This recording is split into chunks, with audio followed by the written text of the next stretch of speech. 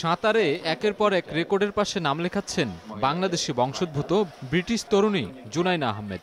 জাতীয় সাঁতার প্রতিযোগিতার তৃতীয় দিনেও যার হাত ধরে 400 মিটার ফ্রি স্টাইলে এসেছে স্বর্ণপদক। পুরনো রেকর্ড ভেঙে 4 মিনিট 53.31 সেকেন্ড সময় নিয়ে গড়েছেন নতুন রেকর্ড। একই বিভাগে পুরুষদের হয়ে রেকর্ড গড়েছেন সেনাবাহিনীর সাঁতারু ফয়সাল আহমেদ। তিনি সময় নিয়েছেন 4 মিনিট 18.25 সেকেন্ড। এদিকে পুরুষদের ব্যাক স্ট্রোকে রেকর্ড গড়ে সেনাবাহিনীর জুয়েল আহমেদ জিতেছেন স্বর্ণপদক।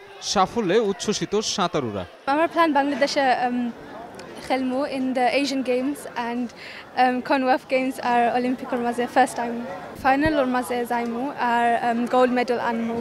আসলে আমি এটা আশা করিনি যে আমি যত রেকর্ড করে গোল পাবো, কারণ আমার প্রিপারেশন খুব কম ছিল।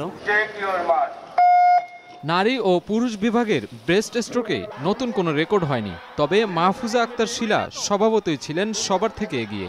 একই ক্যাটাগরিতে পুরুষদের হয়ে স্বর্ণ জিতেছেন নৌবাহিনীর আরিফুল। আন্তর্জাতিক পর্যায়ে দেশের হয়ে আরও রেকর্ড গড়ার প্রত্যাশা দুজনের। এছাড়া নতুন সাঁতারুদের জন্য নিয়মিত অনুশীলন আর সুযোগ সুবিধার ব্যবস্থার দাবি তাদের। সাউথ এশিয়ান গেমসের রেকর্ড সবার কাছে আছে, সো আমার স্পেশাল টার্গেট থাকবে, ওদের কাছে রিকোয়েস্ট থাকবে যে ওই টার্গেট অনুযায়ী যাওয়া, যে কীভাবে প্র্যাকটিসটা করা ফেডারেশনের সাথে, ফেডারেশনের সেই প্ল্যানিং অনুযায়ী চলতে হবে। ফেডারেশন যে উদ্যোগটা নিয়েছে আপনার ট্যালেন্ট হান্ট, এটা আপনার মাস্ট বি সবচেয়ে গুড একটা থিং সুইমিংয়ের জন্য। ইনশাল্লাহ ফিউচারে এখান থেকে ভালো সুইমার বাইরে আসবে। এবারের জাতীয় সাঁতারে এখন পর্যন্ত 20টি স্বর্ণ, 15টি রৌপ্য ও 11টি ব্রোঞ্জ পদক নিয়ে এগিয়ে আছে বাংলাদেশ নৌবাহিনী। সাজিদ আরাফাত, সময় সংবাদ, ঢাকা।